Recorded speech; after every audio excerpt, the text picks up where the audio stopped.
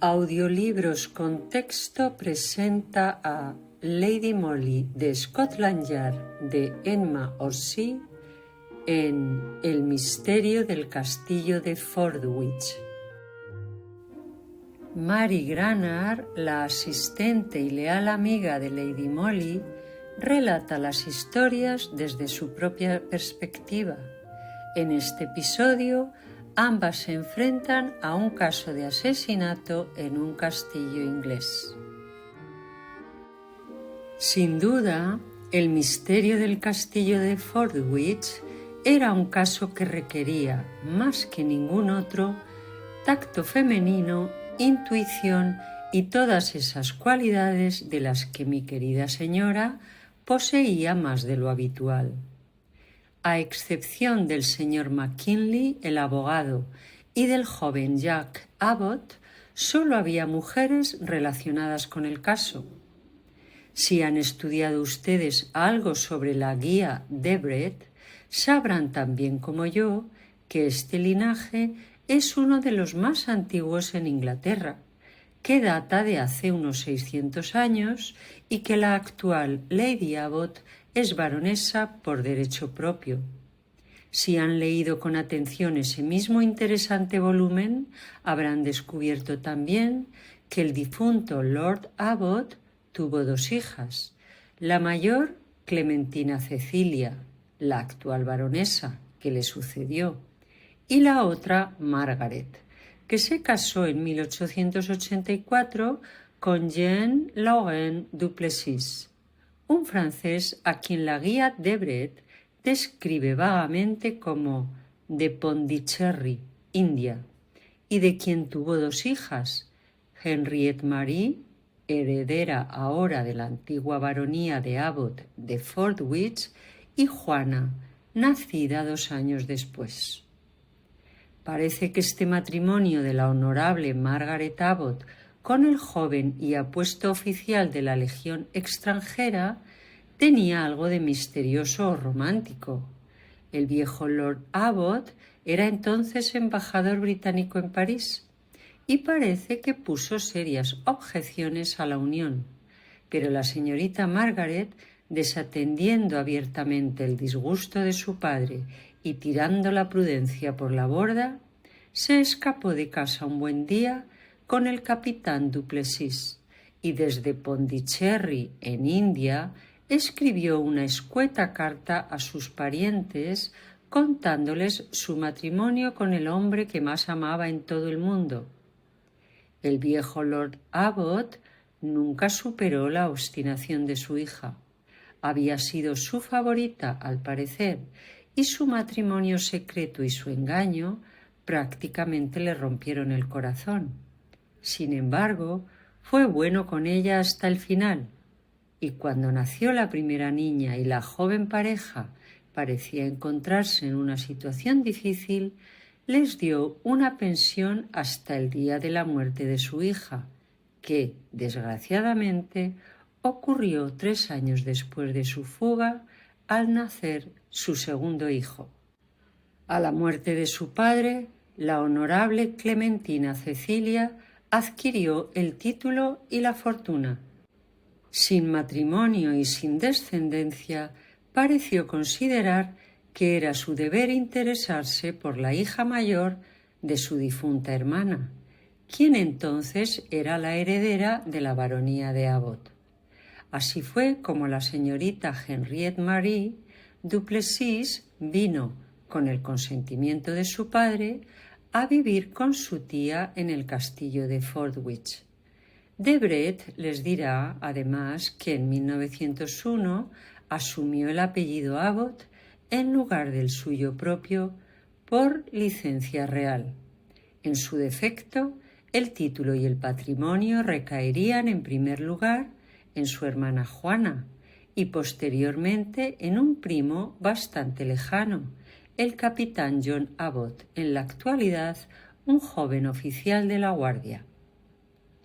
Según sus sirvientes, la actual baronesa Abbott es muy obstinada, pero por lo demás no es ni más ni menos excéntrica de lo que sería cualquier solterona del norte del país que tuviera que mantener una posición tan excepcional en el mundo social. El único rasgo suave de su carácter, por lo demás poco amable, es el gran afecto que siente por la hija de su difunta hermana. La señorita Henriette Duplessis Abbot ha heredado de su padre francés los ojos y el pelo oscuros y una tez algo morena, pero sin duda es de su ascendencia inglesa de donde ha obtenido una complexión algo masculina y una gran afición por todas las actividades al aire libre. Es muy atlética, sabe esgrima y boxeo, monta a caballo y tiene una puntería extraordinaria.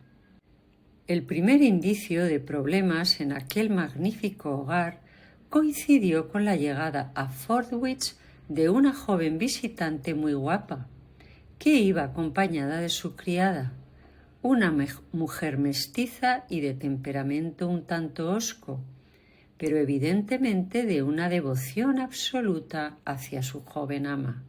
Al parecer, esta visita sorprendió a toda la familia del castillo de Fordwich, ya que su señoría no avisó y nada dijo al respecto hasta la misma mañana en que esperaba a los invitados. Entonces ordenó brevemente a una de las criadas que preparara un dormitorio para una joven y que colocara una pequeña cama de campaña en un vestidor contiguo. Incluso la señorita Henriette pareció haber sido sorprendida por el anuncio de esta visita, ya que, según Jane Taylor, la criada en cuestión, hubo un violento intercambio de palabras entre la anciana y su sobrina, esta última terminando un discurso emocionado con las palabras: «En cualquier caso, tía, no habrá sitio para las dos en esta casa», tras lo cual salió de la habitación dando un portazo. Muy pronto se supo en la casa que la recién llegada no era otra que la señorita Juana Duplessis, hermana menor de la señorita Henriette. Al parecer, el capitán Duplessis había muerto recientemente en Pondicherry y que la joven escribió entonces a su tía, Lady Abbot, reclamando su ayuda y protección, que la anciana consideraba naturalmente su deber brindarle. Al parecer, la señorita Juana era muy diferente de su hermana, ya que era menuda y rubia, más de aspecto inglés que extranjero, y tenía unos modales finos y delicados que pronto le granjearon la simpatía de la familia. Además, la devoción que existía entre ella y la mestiza que había traído de la India era única. Parece, sin embargo, que desde el momento en que estas recién llegadas entraron en la casa, las disensiones, que a menudo degeneraban en violentas peleas, estuvieron a la orden del día. Al parecer, Henriette sentía una gran antipatía por su hermana menor y sobre todo por la asistenta de ésta, a la que en la casa conocían vagamente como Runa. Los criados de Fordwich estaban seguros de que se avecinaban acontecimientos de gran importancia.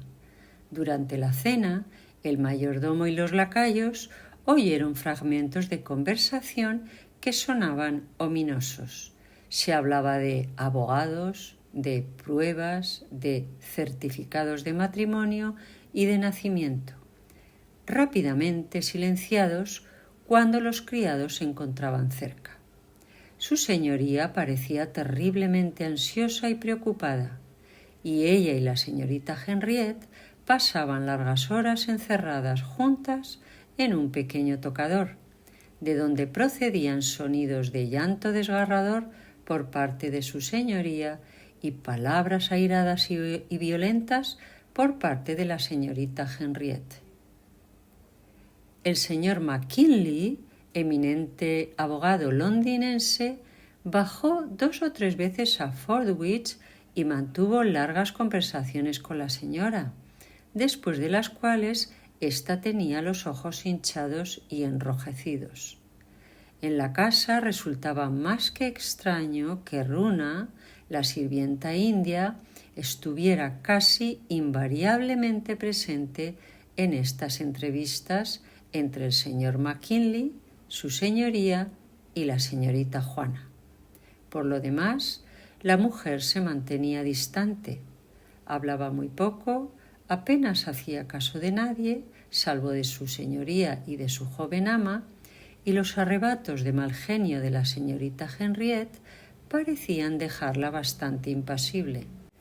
Un hecho extraño fue que de repente se había aficionado a frecuentar la capilla de un pequeño convento católico que estaba a media milla del castillo, y al poco tiempo se supo que Runa, que había sido Parsi, había sido convertida a la fe católica romana por el sacerdote que la atendía. Todo esto había ocurrido en los últimos 2 o 3 meses. De hecho, la señorita Juana llevaba exactamente 12 semanas en el castillo cuando el capitán Jack Abbott vino a hacer a su prima una de sus visitas periódicas. Desde el primer momento parece que se encaprichó de su prima Juana, y pronto todo el mundo se dio cuenta de que este encaprichamiento maduraba rápidamente en amor. Es igualmente cierto que a partir de ese momento las disensiones entre las dos hermanas se hicieron más frecuentes y más violentas.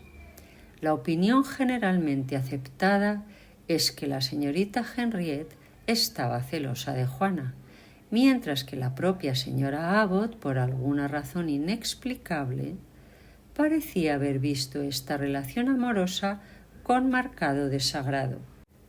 Entonces llegó la tragedia. Una mañana, Juana bajó corriendo las escaleras, pálida y temblorosa de pies a cabeza, gimiendo y sollozando mientras corría. «Runa, mi pobre Runa, lo sabía. El capitán Jack la encontró al pie de la escalera. La presionó con preguntas, pero la muchacha era incapaz de hablar. Se limitó a señalar en silencio el piso de arriba. El joven, realmente alarmado, corrió rápidamente escaleras arriba. Abrió de golpe la puerta que conducía a la habitación de Runa y allí, para su horror, vio a la desafortunada mujer tendida sobre el pequeño somier, con un pañuelo sobre la nariz y la boca y la garganta cortada. La visión era horrible. Era evidente que la pobre Runa había muerto. Sin perder la presencia de ánimo, el capitán Jack volvió a cerrar la puerta en silencio, después de rogarle encarecidamente a Juana que se serenara y tratara de mantener la calma, al menos hasta que se pudiera enviar al médico local y comunicar la terrible noticia a Lady Abbott. El médico, llamado apresuradamente, llegó unos 20 minutos más tarde. No pudo sino confirmar los temores de Juana y del capitán Jack. Runa había muerto. De hecho, llevaba muerta varias horas. Desde el primer momento, el público se interesó más de lo habitual por este misterioso suceso. El mismo día del asesinato, los periódicos de la tarde se llenaron de titulares como «La tragedia del castillo de Fordwich», «Misterioso asesinato de un testigo importante», «Graves acusaciones contra personas de la alta sociedad», y así sucesivamente. A medida que pasaba el tiempo, el misterio se oscurecía más y más, y supongo que Lady Molly debió de intuir que tarde o temprano el jefe tendría que contar con su ayuda y consejo, porque me envió a asistir a la investigación y me dio órdenes estrictas de mantener los ojos y los oídos atentos a cualquier detalle relacionado con el crimen, por trivial que pudiera parecer. Ella misma permaneció en la ciudad a la espera de una citación del jefe. La investigación se celebró en el comedor del castillo de Fordwich y la noble sala estaba abarrotada al máximo cuando el juez de instrucción y el jurado tomaron finalmente asiento, después de haber examinado el cuerpo de la pobre mujer asesinada en el piso de arriba. La escena era lo suficientemente dramática como para complacer a cualquier novelista, y un silencio sobrecogedor se apoderó de la multitud cuando, justo antes de que comenzara el procedimiento, se abrió una puerta de golpe y entró, rigurosa y erguida, la baronesa Abbot, escoltada por su sobrina, la señorita Henriette, y seguida de cerca por su primo, el capitán Jack. El rostro de la anciana era tan indiferente y altivo como de costumbre, al igual que el de su atlética sobrina. El capitán Jack, en cambio, parecía preocupado y ciertamente sonrojado.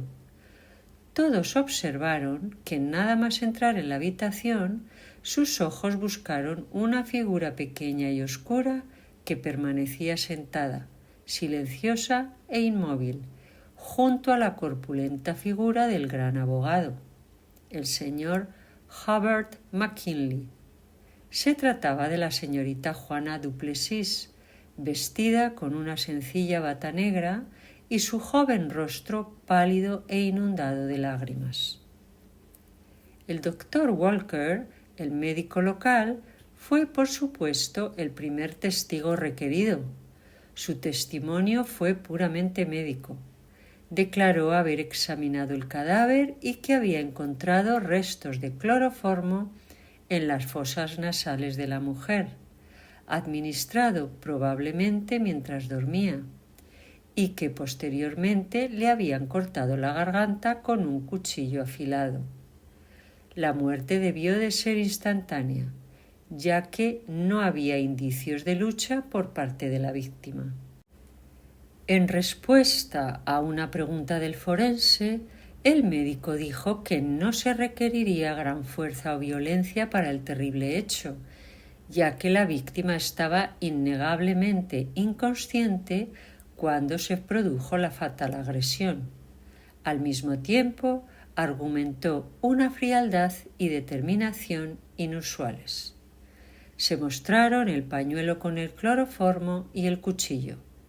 El primero era de un color brillante y se afirmó que era propiedad de la fallecida.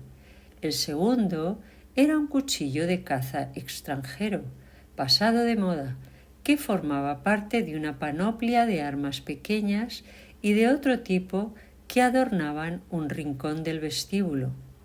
El detective Elliot la había encontrado en un matorral en el campo de golf contiguo. No cabía duda de que había sido utilizada por el asesino para su propósito, ya que en el momento en que fue encontrada aún presentaba rastros de sangre. El capitán Jack fue el siguiente testigo. Tenía muy poco que decir, pues se limitó a ver el cadáver desde el otro lado de la habitación e inmediatamente volvió a cerrar la puerta y tras rogar a su prima que se serenara, llamó a su propia ayuda de cámara y le mandó llamar al médico. Llamaron a algunos miembros del personal del castillo de Fordwich, todos los cuales atestiguaron la curiosa taciturnidad de la doncella india, que la dejaba bastante aislada entre sus compañeras de servicio. Sin embargo, la criada de la señorita Henriette, Jane Parlett, tenía uno o dos datos más interesantes que añadir. Parece haber intimado más que nadie con la difunta y, al menos en una ocasión, mantuvo con ella una conversación bastante confidencial. Hablaba sobre todo de su señora, dijo Jane en respuesta a una pregunta del forense, a la que estaba muy unida. Me dijo que la quería tanto que moriría por ella. Por supuesto, yo pensé que eso era una tontería y una locura, pero Runa se enfadó mucho cuando me reí de ella, y entonces se desabrochó el vestido por delante y me enseñó unos papeles que estaban metidos en el forro de su vestido. Todos estos papeles son la fortuna de mi pequeña ama, me dijo. Runa los guardaba con su vida. Alguien debió matar a Runa antes de quitárselos. Esto fue hace unas 6 semanas, continuó Jane, mientras una extraña sensación de temor parecía descender sobre todos los presentes mientras la muchacha hablaba. Últimamente se volvió mucho más silenciosa, y al referirme una vez a los documentos que ella guardaba consigo, se volvió contra mí salvajemente y me dijo que me callara. Al preguntarle si había mencionado el asunto de los documentos a alguien, Jane respondió negativamente. Excepto a la señorita Henriette, por supuesto, añadió, tras un leve momento de vacilación. Durante todos estos exámenes preliminares, Lady Abbot, sentada entre su primo el capitán Jack y su sobrina Henriette, había permanecido en silencio, en una actitud erguida que expresaba una altiva indiferencia. Henriette, por su parte, parecía claramente aburrida. 1 o 2 veces había bostezado audiblemente, lo que provocó un sentimiento de ira contra ella entre la audiencia. Tal insensibilidad en medio de una tragedia tan misteriosa y cuando su propia hermana estaba evidentemente sumida en un dolor tan profundo, impresionó a todos muy desfavorablemente. Era bien sabido que la joven había recibido una lección de esgrima justo antes de la investigación, en la habitación inmediatamente inferior a aquella en la que Runa yacía muerta, y que 1 hora después del descubrimiento de la tragedia se encontraba tranquilamente jugando al golf. Entonces llamaron a la señorita Juana Duplessis. Cuando la joven dio un paso al frente, se produjo en la sala ese silencio sobrecogedor que suele acontecer entre un público atento cuando está a punto de levantarse el telón en el acto crucial de una obra dramática. Pero ella estaba tranquila y serena y tenía un aspecto maravillosamente patético con su negro profundo y las evidentes líneas de dolor que la triste muerte de una amiga fiel había trazado en su joven rostro. En respuesta al juez de instrucción, dio su nombre como Juana Clarisa Duplessis y declaró brevemente que hasta el día de la muerte de su criada había sido residente en el castillo de Fordwich, pero que desde entonces había abandonado ese hogar temporal y había fijado su residencia en el Abbot Arms, una pequeña y tranquila hostería en las afueras de la ciudad. Hubo un claro sentimiento de asombro por parte de los que no estaban al corriente de este hecho, y entonces el juez de instrucción dijo amablemente: «Nació usted, creo, en Pondicherry, en la India, y es la hija menor del capitán y de la señora Duplessis, que era hermana pequeña de la señora». «Nací en Pondicherry», respondió la joven en voz baja, «y soy la única hija legítima del difunto capitán y la señora Duplessis, hermana de la señora». Una oleada de emoción, rápidamente reprimida por el juez de instrucción, recorrió a la multitud al oír estas palabras. El énfasis que el testigo había puesto en la palabra legítima no podía ser confundido, y todo el mundo sintió que allí debía estar la clave del, hasta ahora impenetrable, misterio de la muerte de la doncella india. Todas las miradas se dirigieron ahora a la anciana señora Abbot, y a su sobrina Henriette.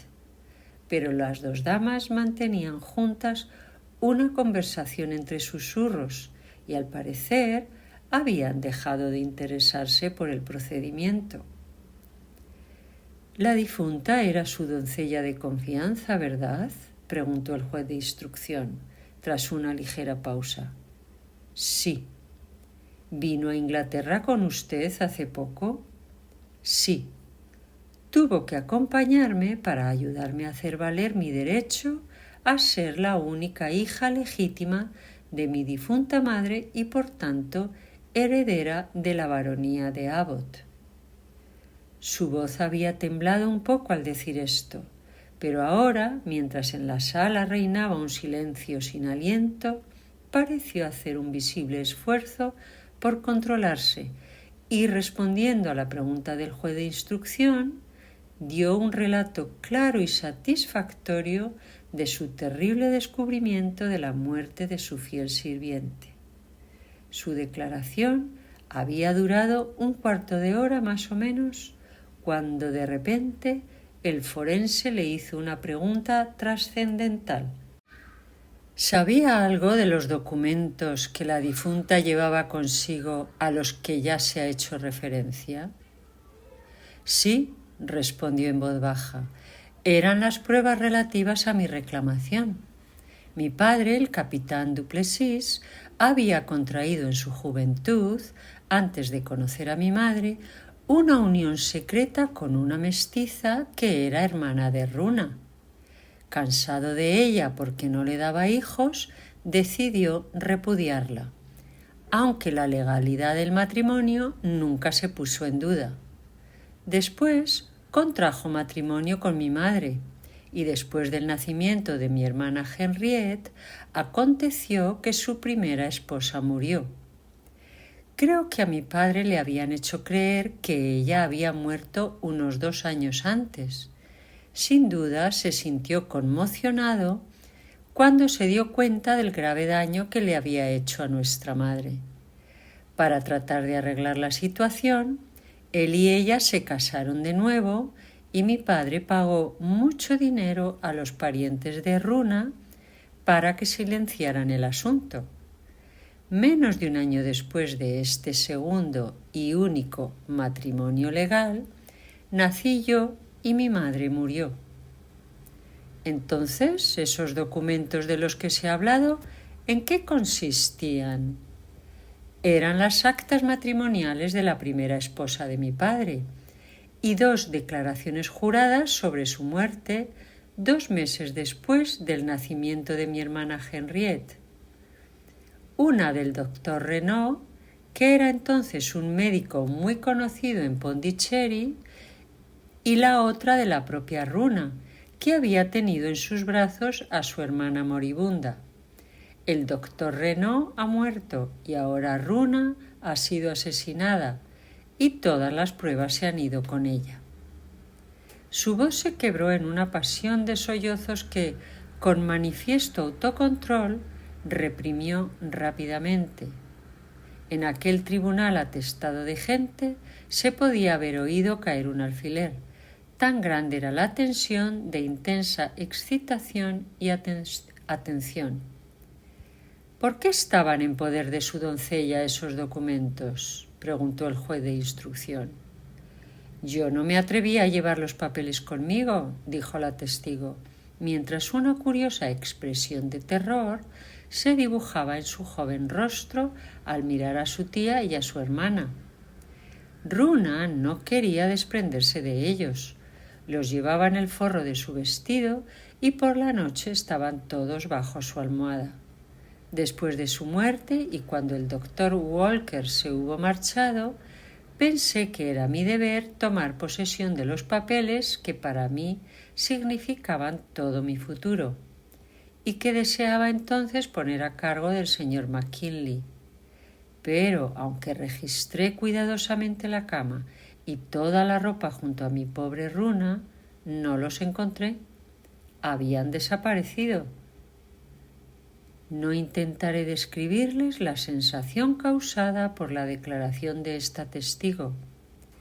todas las miradas se desviaron de su pálido y joven rostro al de su hermana, que estaba sentada casi frente a ella, encogiendo sus atléticos hombros y contemplando la patética joven figura que tenía ante sí con insensible y altiva indiferencia. Dejando a un lado por el momento la cuestión de los documentos, dijo el forense tras una pausa, ¿sabe usted algo de la vida privada de su difunta sirvienta? ¿Tenía algún enemigo o tal vez algún amante? No, respondió la muchacha. Toda la vida de Runa se centraba en mí y en mi demanda. Yo le había rogado muchas veces que pusiera los documentos a cargo del señor McKinley, pero ella no confiaba en nadie. Ojalá me hubiera obedecido, gimió involuntariamente la pobre muchacha, y no habría perdido lo que para mí significa todo mi futuro, y el ser que más me amaba en todo el mundo no habría sido tan vilmente asesinado. Desde luego era terrible ver a aquella jovencita proferir tan instintiva y seguramente involuntariamente una acusación tan horrible contra quienes estaban tan cerca de ella. Nadie podía negar que todo el caso se había vuelto irremediablemente complicado y misterioso.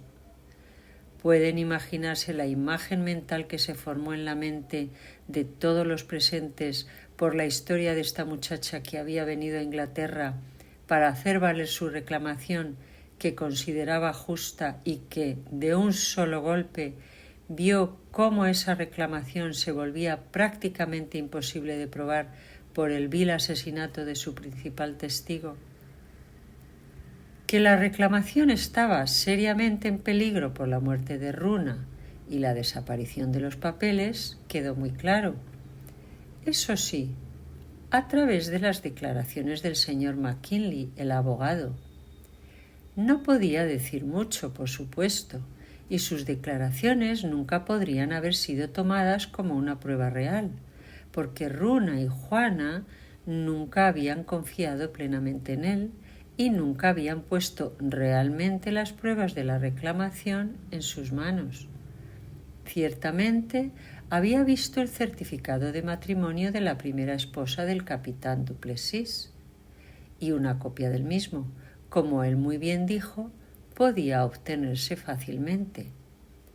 La mujer parecía haber muerto durante la gran epidemia de cólera de 1881, cuando, debido al gran número de muertes que se produjeron, el engaño y la ocultación practicada por los nativos en Pondicherry y la estupidez del gobierno francés, los certificados de defunción fueron muy casualmente y a menudo incorrectamente hechos. Runa había venido a Inglaterra dispuesta a jurar que su hermana había muerto en sus brazos 2 meses después del nacimiento del hijo mayor del capitán du Plessis, y existía el testimonio jurado del doctor Renaud, ya fallecido. Estas declaraciones juradas las había visto y leído el señor McKinley. En contra de eso, la única prueba que quedaba de la justicia de la reclamación de Juana du Plessis era el hecho de que su madre y su padre se casaron por segunda vez algún tiempo después del nacimiento de su primera hija, Henriette. Este hecho no se negaba y, por supuesto, podía probarse fácilmente, si fuera necesario, pero aún así no sería en modo alguno concluyente. Implicaba la presencia de una duda en la mente del capitán du Plessis, una duda que la segunda ceremonia matrimonial podría haber servido para disipar, pero de ningún modo establecía la ilegitimidad de su hija mayor. De hecho, cuanto más hablaba el señor McKinley, más convencidos estaban todos de que el robo de los papeles tenía todo que ver con el asesinato de la desdichada Runa. No quiso desprenderse de las pruebas, que significaban la fortuna de su señora, y pagó su devoción con la vida. Varios testigos más fueron llamados. Se interrogó detenidamente a los criados. Se llamó al médico, pero a pesar de largos y arduos esfuerzos, el forense y el jurado no pudieron sacar a la luz ni un solo hecho real más allá de los ya expuestos. La doncella india había sido asesinada. Los papeles que siempre llevaba consigo habían desaparecido. Más allá de eso, nada. Un muro impenetrable de silencio y misterio. El mayordomo del castillo de Fordwich no había visto el cuchillo con el que Rona fue asesinada en su sitio habitual de la vitrina la mañana siguiente al crimen, aunque sí lo había visto allí antes, lo que ya resultaba extraño. Pero el misterio se volvió aún más desconcertante al descubrirse que la única compra de cloroformo en la zona había sido realizada por la propia víctima. Unas 2 o 3 semanas antes del crimen, Rona había ido a la farmacia local y presentado una receta para un tratamiento capilar que incluía cloroformo. El farmacéutico le proporcionó una pequeña cantidad en un frasco que más tarde apareció vacío en su tocador. Nadie en el castillo de Fordwich pudo afirmar haber escuchado algo fuera de lo común aquella noche inolvidable. Incluso Juana, que dormía en la habitación contigua a la de la desafortunada Runa, declaró no haber oído ningún ruido extraño. Sin embargo, la puerta que comunicaba ambas estancias estaba cerrada y todo indicaba que el asesino actuó con rapidez y absoluto sigilo. Así concluyó esta singular investigación, envuelta en un velo de sospechas sombrías y un horror difícil de explicar. El jurado emitió un veredicto de homicidio doloso a manos de persona o personas desconocidas, y acto seguido Lady Abbot se puso de pie y, apoyada en el brazo de su sobrina, salió de la sala con calma. 2 de nuestros agentes más competentes, Pegram y Elliot, quedaron encargados del caso. Permanecieron en Fordwich, la pequeña localidad cercana al castillo, al igual que la señorita Juana, que había establecido su residencia permanente en el Abbot Arms. Yo, en cambio, regresé a la ciudad inmediatamente después de finalizada la investigación. El capitán Jack se reincorporó a su regimiento y todo parecía indicar que las damas del castillo habían retomado su vida tranquila y llena de lujos como si nada hubiera ocurrido. La anciana continuaba con su existencia algo aislada y con su aire casi regio.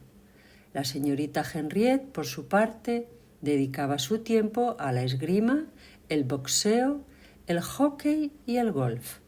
Sin embargo, sobre el magnífico castillo y sus orgullosas habitantes pendía, como un ave de rapiña, la sombra inquietante de una sospecha sin nombre. Aunque ambas podían elegir desafiar la opinión pública, lo cierto era que ésta ya se había vuelto en su contra. Nadie se atrevía a hacer una acusación formal, pero todos recordaban que la señorita Henriette había estado jugando al golf la misma mañana del crimen, en el campo donde más tarde se encontró el cuchillo, y que si la señorita Juana Duplessis no reclamaba su derecho a la baronía de Abbot, la señorita Henriette seguiría siendo la única heredera legítima. Así, cuando las damas pasaban por la calle principal del pueblo, nadie se quitaba el sombrero o la gorra en señal de respeto, y cada vez que el párroco pronunciaba el 6º mandamiento, «No matarás», durante la misa, Todas las miradas se dirigían con inquietud y sobrecogimiento hacia la vieja baronesa y su sobrina. Así, en el castillo de Fordwich reinaba un aislamiento majestuoso. Mientras tanto, los periódicos se volvían cada vez más mordaces en sus críticas hacia las autoridades de Scotland Yard y la impaciencia del público aumentaba día a día. Fue entonces cuando el jefe, ya desesperado, decidió recurrir a Lady Molly. El resultado de esa entrevista fue que, una vez más, emprendí el viaje a Fordwich, esta vez acompañando a mi querida señora, quien había recibido carta blanca para actuar con total libertad en la investigación de aquel crimen tan enigmático. Llegamos a Fordwich a las 8 de la noche, tras una larga espera habitual en Newcastle. Nos alojamos en el Abbot Arms y durante una cena apresurada y de pésima calidad, Lady Molly me permitió vislumbrar brevemente sus intenciones. «Puedo ver cada detalle de ese asesinato, Mary», dijo con gravedad, «como si hubiese estado en el castillo todo el tiempo. Sé exactamente en qué se equivocan nuestros colegas y por qué no logran avanzar. Pero aunque tengo plena libertad para actuar, lo que pienso hacer es tan irregular que, si fracaso, probablemente me pidan la renuncia de inmediato, y algo del desprestigio recaerá también sobre ti. Todavía estás a tiempo de dar un paso atrás y dejarme continuar sola». La miré fijamente al rostro. Sus ojos oscuros brillaban con una intensidad especial. En ellos se adivinaba un poder más allá de la lógica, como si una especie de clarividencia o una intuición extraordinaria sobre las personas y los hechos. «La seguiré a donde vaya, milady», dije en voz baja. «Entonces, vete a dormir ahora mismo», respondió ella con esa transformación repentina en su actitud que tanto me fascinaba y que desconcertaba a los demás. A pesar de mis intentos por seguir conversando, se negó a responder más preguntas. No tuve más opción que retirarme a mi habitación. A la mañana siguiente, desperté sobresaltada al ver su silueta elegante, impecablemente vestida con un traje hecho a medida, de pie junto a mi cama a una hora que aún parecía nocturna. «¿Qué hora es?», exclamé, despertando de golpe. «Demasiado temprano para que te levantes», respondió en voz baja. «Voy a misa, al convento católico que hay por aquí cerca». «¿A misa? ¿A un convento?» «Sí, no repitas todo lo que digo, Mary. Es una pérdida de tiempo. Me he presentado en el pueblo como la señora Silas Ogden, una americana cuyo automóvil se ha averiado y está siendo reparado en Newcastle. Mientras tanto, su dueña, es decir, yo, se entretiene explorando las bellezas del lugar. Como soy católica, voy primero a misa y después, como en cierta ocasión conocí a Lady Abbot en Londres, me presentaré a hacerle una visita de cortesía. Cuando regrese, desayunaremos juntas. Mientras tanto, podrías intentar hablar con la señorita Juana Duplessis, que sigue alojada aquí, y pedirle que se una a nosotras para el desayuno. Se marchó antes de que pudiera decir palabra alguna, y no me quedó más que obedecer sus instrucciones al pie de la letra.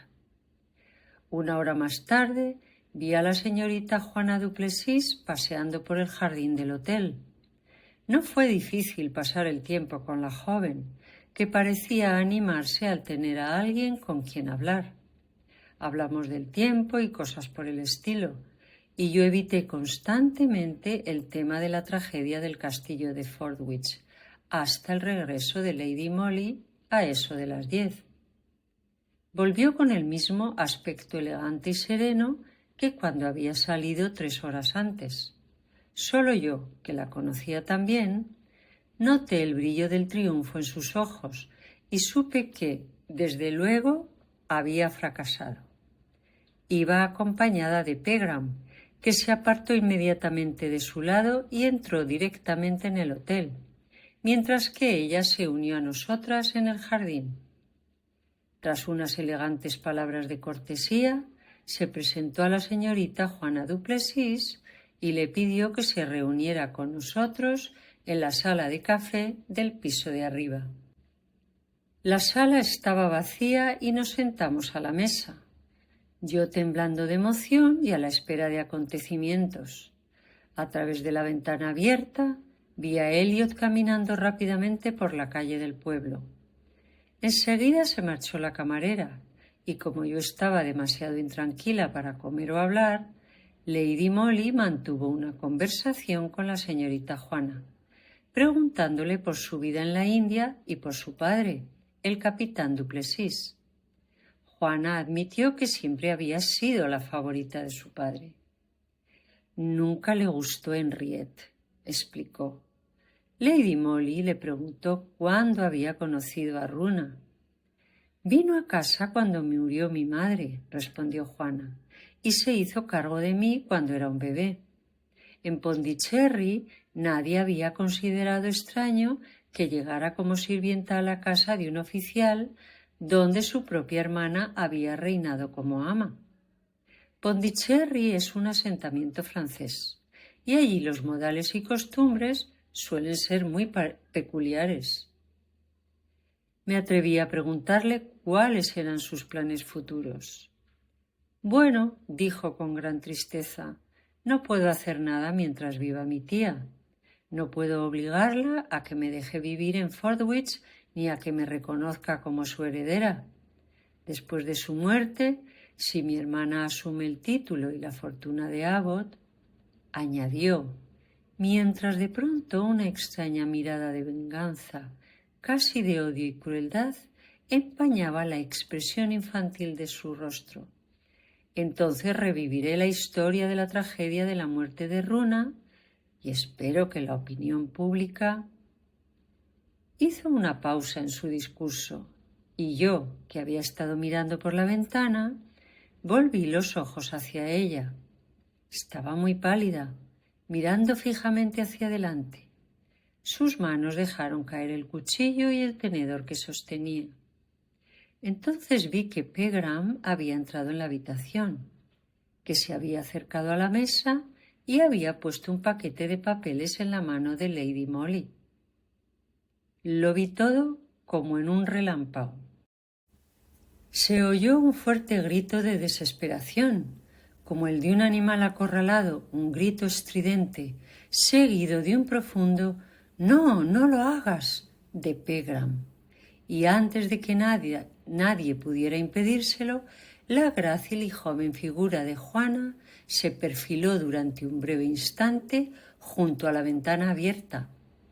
Al instante siguiente había desaparecido en la profundidad y oímos un ruido sordo que casi me heló la sangre. Pegram salió corriendo de la habitación, pero Lady Molly permaneció inmóvil. «He conseguido exculpar al inocente», dijo en voz baja, «pero la culpable se ha impuesto su propio castigo». «¿Entonces fue ella?», murmuré horrorizada. «Sí, lo sospeché desde el primer momento», respondió tranquilamente Lady Molly. «Fue esta conversión de Runa al catolicismo y su consiguiente cambio de modales lo que me dio la primera pista». «¿Pero por qué?», murmuré. «Una simple razón, Mary», replicó ella golpeando el paquete de papeles con su delicada mano y rompiendo el cordel que sujetaba las cartas, depositándolas sobre la mesa. Todo era un fraude de principio a fin. El certificado de matrimonio de la mujer estaba bien, por supuesto, pero desconfié de la autenticidad de los demás documentos desde el momento en que supe que Runa no quería desprenderse de ellos y no permitía que el señor McKinley se hiciera cargo de los mismos. Estoy segura de que al principio la idea no era más que un chantaje. los papeles solo iban a servir para extorsionar a la anciana y no se pensó ni se pensaba en llevarlos a los tribunales.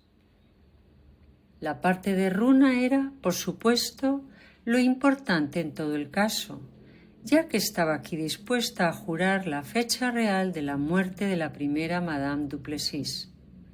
La iniciativa, por supuesto, pudo haber partido de Juana o del propio capitán Duplessis, por odio a la familia que no quería saber nada de él y de su hija menor favorita. Eso, por supuesto, nunca lo sabremos. Al principio, Rona era Parsi, con una devoción perruna por la muchacha a la que había amamantado de bebé y que sin duda la había educado bien en el papel que iba a representar. Pero poco después se convirtió al catolicismo, una ferviente conversa. Recuerde, con todo el miedo de una católica al fuego del infierno. He ido al convento esta mañana. He escuchado el sermón del sacerdote y me he dado cuenta de la influencia que su elocuencia debió de tener sobre la pobre, ignorante y supersticiosa Runa. Seguía dispuesta a morir por su joven ama, pero ya no estaba dispuesta a jurar una mentira por ella. Después de misa, me detuve en el castillo de Fordwich. Le expliqué mi posición a la anciana Lady Abbot, quien me llevó a la habitación donde Runa había dormido y fallecido. Allí encontré dos cosas, continuó Lady Molly, mientras abría el elegante retículo que aún colgaba de su brazo y colocaba ante mí una gran llave y un libro de oraciones. La llave la encontré en un cajón de un viejo armario del vestidor donde dormía Runa, con toda clase de cachivaches pertenecientes a la desdichada mujer. Y yendo a la puerta que daba a lo que había sido el dormitorio de Juana, descubrí que estaba cerrada y que esta llave encajaba en la cerradura. Runa había cerrado ella misma aquella puerta por su propio lado. Tenía miedo de su ama. Ahora sabía que estaba en lo cierto. El libro de oraciones es católico. En él se denuncian los juramentos falsos y la mentira como pecados capitales, cuyo castigo sería el fuego del infierno. Runa, aterrorizada por el miedo a lo sobrenatural, recién convertida a la fe, temía cometer un pecado mortal. ¿Quién sabe lo que pasó entre las dos mujeres que han tenido un final tan violento y terrible? ¿Quién puede decir qué oraciones, lágrimas, persuasiones empleó Juana Duplessis desde el momento en que se dio cuenta de que Runa no tenía intención de jurar la mentira que habría proporcionado a su ama riqueza y glamour, hasta el horrible día en que finalmente comprendió que Runa ya no podría ni siquiera contener su lengua, e ideó un terrible medio de silenciarla para siempre. Con esta certeza ante mí, me aventuré en mi gran golpe. Estaba tan segura.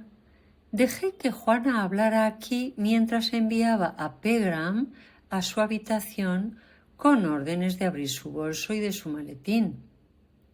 Ya le dije que, si me equivocaba, probablemente me expulsarían del cuerpo por irregularidad, ya que, por supuesto, no tenía derecho a ese registro. Pero si Pegram encontraba los papeles allí donde yo estaba segura de que estarían, podríamos llevar al asesino ante la justicia. Conozco a mi propio género bastante bien, ¿verdad, Marie? Sabía que Juana Duplessis no había destruido, nunca destruiría esos papeles. Mientras Lady Molly hablaba, se oían fuertes pisadas fuera del pasillo. Corrí hacia la puerta y me encontré con Pegram. «Está muerta, señorita», dijo. «Una caída a una altura de 40 pies y un pavimento de piedra como suelo». La culpable se había impuesto su propio castigo. Lady Abbott envió a Lady Molly un cheque de 5.000 libras el día en que todo el asunto se hizo público. Creo que dirá que se lo había ganado con creces. Con sus delicadas manos, mi querida señora había levantado el velo que pendía sobre la tragedia del castillo de Fordwich, y con el hallazgo de los papeles en el neceser de Juana Duplessis y el suicidio de la infortunada muchacha, el asesinato de la doncella india dejó de ser un misterio. Fin. Muchas gracias por escuchar Audiolibros con Texto. Si han disfrutado de esta historia, los invito a suscribirse al canal y dejar un comentario. Hasta la próxima.